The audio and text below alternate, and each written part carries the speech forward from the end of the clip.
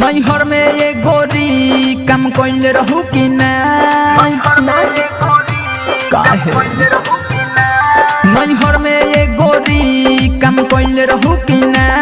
भारी सारी चीज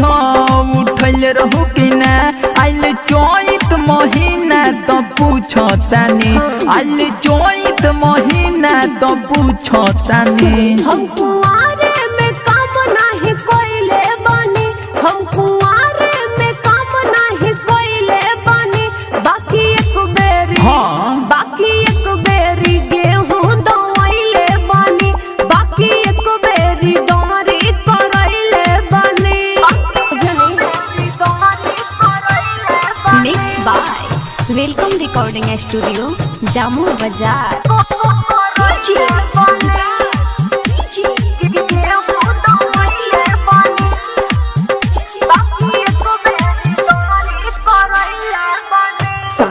बोली अच्छा सब राज खोली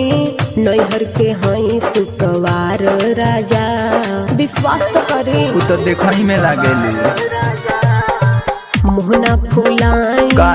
लगे तयाई मेहरी के बुझी ना बेकार राजा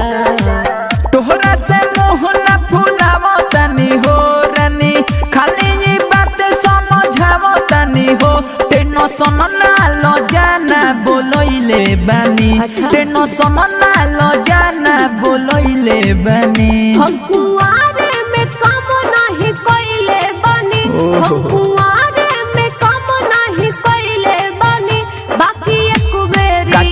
बाकी एक बेरी गेहूं दवाइले बानी बाकी एक बेरी डोरी करैले बानी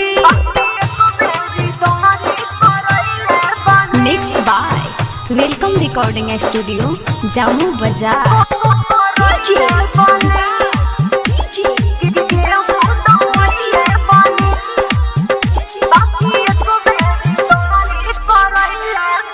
लो लग जाई देह सुख जाई बहे बेयार में पछुआ बुझल कहे नायन चोर बानी में हर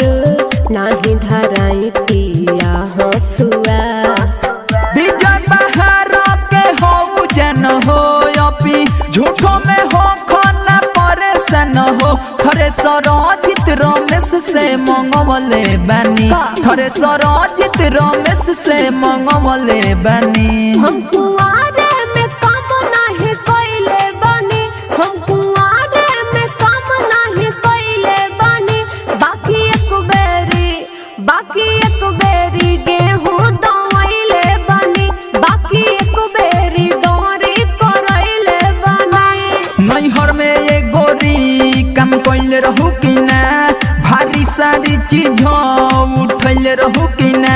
आइल चैत महीना तो पूछतानी आइल चैत महीना तो पूछतानी हम कुआरे